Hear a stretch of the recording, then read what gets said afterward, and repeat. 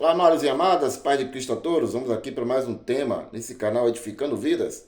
O tema de hoje é uma pergunta: cadê os bereanos? Cadê os bereanos? Ainda existem? Estão por aí? Já se foram? Ainda podem existir? Vamos juntos analisar a palavra e percebermos o que está faltando para a igreja, precisamente aqui no Brasil, voltar a ter o discernimento da palavra de Deus. Venha comigo, eu vou ler para vocês o livro de Atos, escrito por Lucas a Teófilo. Se você não sabia, Lucas era médico e ele escreve tanto o Evangelho com o seu nome, tanto o livro de Atos para o excelentíssimo Teófilo, contando relatos minuciosamente para aquele homem de alta classe, ok? Fique sabendo. Outra coisa para você que é novo aqui, nunca me ouviu, nas escritas, epístolas, cartas, nos seus originais, não existe títulos, capítulos e versículos, esses quais foram acrescentados. Atos capítulo 17, pega a sua Bíblia, seja ela impressa no celular, tablet, computador, notebook, acompanhe a leitura de forma linear, simples e objetiva, que esse é o ponto desse canal. Atos capítulo 17, verso 1. Vamos para todo o contexto e você vai entender por que o tema de hoje. Cadê os bereanos? Passando por Anfípolis e Apolônia, Paulo e Silas chegaram a Tessalônica, onde os judeus tinham uma sinagoga. Conforme seu costume, Paulo foi procurá-los e por 3 sábados seguidos discutiu com eles. Partindo das Escrituras, explicava e demonstrava para eles que o Messias devia morrer e ressuscitar dos mortos. E acrescentava: o Messias é este Jesus. O Messias é este Jesus que eu anuncio a vocês. Alguns judeus se convenceram disso e se uniram a Paulo e Silas, assim como um bom número de gregos que adoravam o Deus único e não poucas mulheres da alta sociedade. Os judeus ficaram com inveja e reuniram alguns indivíduos maus e vagabundos e provocaram um tumulto, alvoroçando da cidade. Alguns se apresentaram na casa de Jasão em busca de Paulo e Silas, a fim de os levar à presença da Assembleia do Povo, da Eclesia. Aqui nós temos a palavra Eclesia, Assembleia, ok? Não encontrando Paulo e Silas, arrastaram Jasão e alguns irmãos diante das autoridades e gritavam: estes homens que estão transtornando o mundo inteiro chegaram agora aqui também. E Jasão deu hospedagem para eles. Todos eles vão contra a lei do imperador, afirmando que existe outro rei chamado Jesus. Ouvindo isso, a multidão e as autoridades ficaram agitadas e exigiram uma fiança por parte de Jasão e dos outros irmãos. Depois o soltaram. Imediatamente, os irmãos fizeram Paulo e Silas partir de noite para Bereia. E aqui nós vamos entrar agora no tema desse vídeo. Logo que aí chegaram, aonde? Em Bereia, entraram na sinagoga dos judeus, como era costume de Paulo e os demais, procurando sinagogas para anunciarem a Jesus e esse ressuscitado, o ungido, Messias, Mashiach. Estes, preste atenção, este quem? Estes de Bereia, estes judeus que estavam em Bereia, na cidade de Bereia, não mais em Tessalônica, eram mais abertos que os de Tessalônica. Em outras traduções, eram mais nobres. E acolheram a palavra com toda a disponibilidade. Cada dia, examinavam as Escrituras para ver se tudo era mesmo assim. Muitos deles abraçaram a fé e também um número considerável de gregos. tanto mulheres de condição elevada, como muitos homens. Mas, quando os judeus de Tessalônica, na qual no início do capítulo nós lemos, que houve aquele tumulto, ficaram sabendo que Paulo anunciava a palavra de Deus também em Bereia, foram para lá para agitar e confundir o povo. Meus ouvintes queridos, preste atenção. Lembra do tema desse vídeo, né? Cadê os bereanos? Ainda existem? Estão por aí? Deixaram de existir? Há esperança para a igreja, vou falando aqui, do Brasil, em retornar à palavra de Deus? Eu posso dizer a você o seguinte: não sou eu sempre e às vezes digo isso, não sou o dono da verdade, não sou o único que tem se esforçado para trazer às pessoas em redes sociais a palavra simples do Evangelho de Cristo. Tem diversos irmãos aí nos seus canais de YouTube tentando também trazer esse Evangelho da graça, o Evangelho puro, o Evangelho simples, sem a mistura da lei de Moisés. E nós temos nos debruçado a trazer para vocês esse Evangelho, essa simples leitura. E o que eu digo sempre, que a simples leitura, ela desbanca por si só a mentira, de forma muito fácil e simples. Quando você lê de forma linear e simples, sem adição. Quando Paulo chega em Tessalônica e procura também uma sinagoga dos judeus, e anuncia o Mashiach, o Messias, e Jesus, esse ressuscitado, também ganha discípulos, mas também ganha inimigos. E nesses inimigos, pelos judeus que estavam em Tessalônica, porque cada cidade existia uma sinagoga. Você vai ver lá Tiago descrevendo e falando isso no capítulo 15. Volte lá ao capítulo 15 de Atos, você vai ver Tiago falando isso. Em cada cidade, Moisés é pregado. Então, Paulo se aproveitava dessa situação, em cada cidade ele buscava uma sinagoga para anunciar Cristo, esse ressuscitado. E quando houve toda aquela confusão, os irmãos enviaram Paulo e Silas para Bereia. Chegando lá, também em uma sinagoga, achou uma disponibilidade muito maior do que em Tessalônica. As pessoas abraçaram muito bem a palavra, acolheram muito bem Paulo e Silas. Mas um detalhe extremamente importante acontecia naquela cidade de Bereia.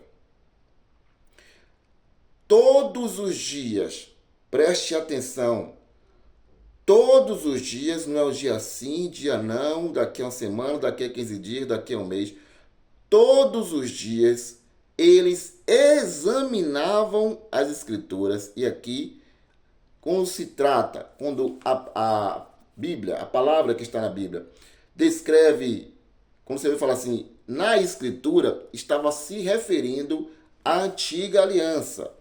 Jesus, uma vez em seu discurso, o seu embate com os líderes religiosos, ele diz assim: examinais as escrituras e verás que elas testificam de mim.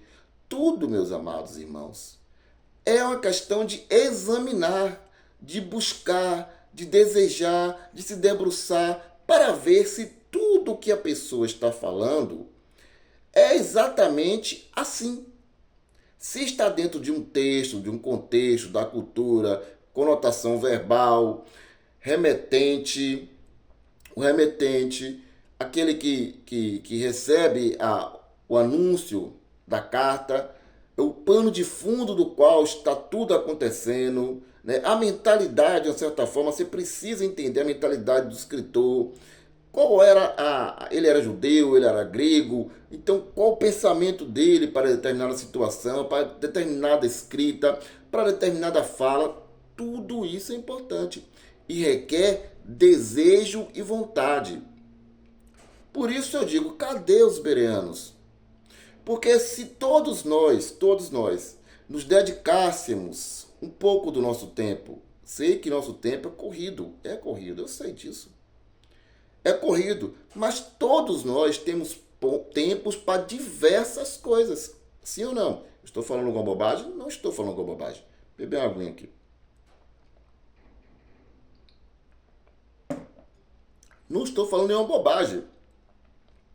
E o grande absurdo é não ver os discípulos tendo esse mesmo amor que essa é a escritura para a gente hoje. A escritura para eles era a velha aliança. Eles examinavam na velha aliança se tudo o que Paulo falava, pregava, condizia para que ele dissesse que aquele Jesus que morreu e ressuscitou, a escritura do Velho Testamento apontava para o Messias morto e ressurreto. A gente hoje tem uma escritura na nossa mão. As cartas e epístolas deixadas por Paulo e os demais apóstolos. Então, por que toda vez que ouvimos alguém, seja ele onde for, meus amados, seja ele onde for, inclusive incluindo a mim, sempre digo isso aí, isso aqui não é segredo para ninguém, eu sempre me incluí em dizer, não acredite apenas porque é eu que estou falando e você me conhece. Por quê? Por quê? A pergunta de 1 milhão. Por que você não tem prazer de examinar as escrituras? De buscar entender se aquilo que aquela pessoa está falando está no texto e contexto da escritura na qual nós temos em mãos. O que falta? Será que haveria tanto engano no Brasil como está aí a igreja evangélica? Uma bagunça doutrinária? Onde existe várias falas, onde existe diversos enganos e, pasmem, nada ou quase nada respaldado na palavra. Mas não tem mais bereanos. As pessoas não têm o prazer de examinar a escritura, não desejam examinar a escritura. E olha que interessante, quando os judeus de Tessalônica souberam que a palavra estava sendo bem aceita em Bereia, olha o que eles fizeram. Mas, 17, verso 13. Mas, quando os judeus de Tessalônica ficaram sabendo que Paulo anunciava a palavra de Deus também em Bereia, foram para lá agitar e confundir o povo. Não é isso que acontece? Quando alguns irmãos começam a ouvir outros irmãos no YouTube ou em outra rede social e começam a aceitar de bom grado a palavra do Evangelho da Graça sem a mistura da lei, o que é que os líderes de hoje fazem? Começam a agitar e confundir o povo. Cuidado! Jesus falou que viria falsos profetas, falsos pregadores, tirando deles o falso ensino e empurrando para nós, confundindo e agitando o povo. Aleluia! A palavra de Deus é linda, né? Eu fico emocionado, irmãos. Quando eu falo da palavra de Jesus, eu fico emocionado, eu fico alegre. Sabe por quê? Porque eu também vivi nesse sistema, enganado, muito tempo. Também trouxe enganos de forma ignorante, sem entendimento, porque toda vez que o entendimento da verdade chegou a mim, eu aceitei a verdade. Então, às vezes que eu trouxe um entendimento enganoso, não foi por má fé. E por isso que eu digo, não se generaliza que todos os pastores, ou seja, os títulos que eles tiverem, estão de má fé. Não. Existe muita gente honesta, muita gente boa, só que tem muita gente na ignorância. E a eles também não deixam de estar imputado a questão da responsabilidade. Porque se eles estão ensinando, eles têm que buscar e desejar a verdade, para que o entendimento chegue e eles abandonem a mentira.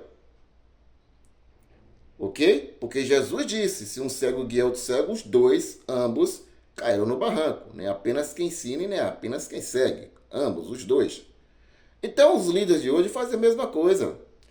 Não fiquem ouvindo esse pessoal no YouTube. Esse pessoal é herege, é desviado, é desigrejado. Esse pessoal não toma santa ceia. Esse pessoal isso, esse pessoal aquilo. Começa a confundir e agitar o povo. Eu tenho um testemunho de uma pessoa que uma irmã minha mandou um vídeo meu para ela, e ela disse para essa irmã assim: eu não vou ficar ouvindo ele não. Eu vou continuar dando meu dízimo, já dou dízimo há não sei quantos anos. Eu não quero saber não. Esse pessoal aí começa a falar um monte de coisa aí. Mas é isso, porque os líderes começam a confundir, agitar o povo. Começam a pedir para eles não assistirem a gente nos canais, para não dar ouvido a gente. Na verdade, para não dar ouvido ao que foi dito. Mas quando os judeus de Tessalônica ficaram sabendo que Paulo anunciava a palavra de Deus em Bereia, eles começaram o quê? Foram para lá para agitar e confundir o povo. É idêntico. É só sombra. Então fica uma mensagem para vocês. Voltem para a palavra de Deus. Desejem a palavra de Deus. Se debrucem diante da palavra de Deus para examinar que sejamos que nem aqueles que estavam em Bereia. E aí, as máscaras cairão. Faz o seguinte. Você não precisa acreditar em mim nem em outros irmãos que estão nas redes sociais pregando, não. Comece a examinar a Escritura. Que é uma leitura linear, simples e objetiva. E comece a julgar o que esses irmãos e eu falamos aqui no YouTube e em outras redes sociais e que esses pregadores estão falando nos púlpitos e altares santos da vida. Examine e você terá uma conclusão simples e fácil de resolver no seu conflito espiritual, se é que existe algum conflito espiritual em você, né? Pode estar confortável na mentira. Então, Jesus disse o seguinte, no Evangelho de João, que muitos acreditavam em Jesus, mas não confessavam com medo de serem expulsos da sinagoga. Você conhece gente assim? Eu conheço. Beijo no coração de vocês, meu nome é Wilson Silva, resido aqui em Salvador, Bahia. Deixe o seu like, aperte o sino de notificação, vai lá em todos, é interessante. Comente, o que você acha? Estou equivocado? Eu estou falando alguma coisa que não convém da Escritura? Qual o seu entendimento? Você lê a Escritura? Você se debruça diante dela?